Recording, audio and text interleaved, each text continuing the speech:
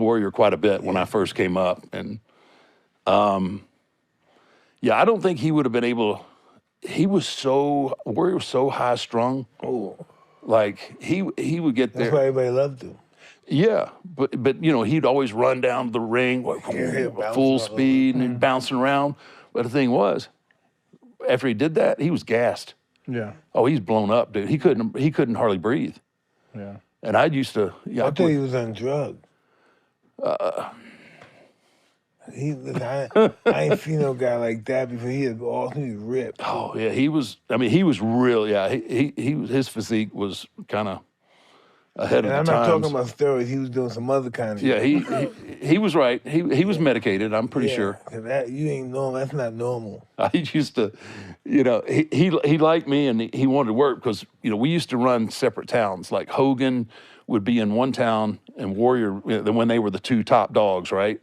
And so I was wrestling against Warrior, and I think it was like Sergeant Slaughter and Sheik were wrestling Hogan, and we're outdrawing them, right? So Warrior loved me.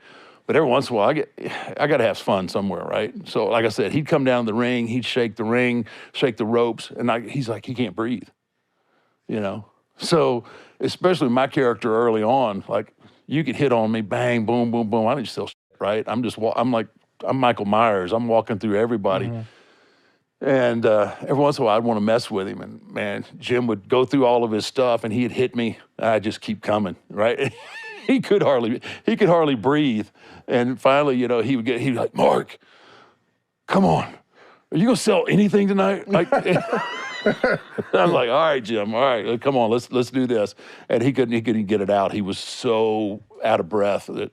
Hulk told me he didn't like being in the ring for a long time. That's the reason. Yeah. He said, let's close this something. He used the term, in wrestling term, let's get it over. He said, no.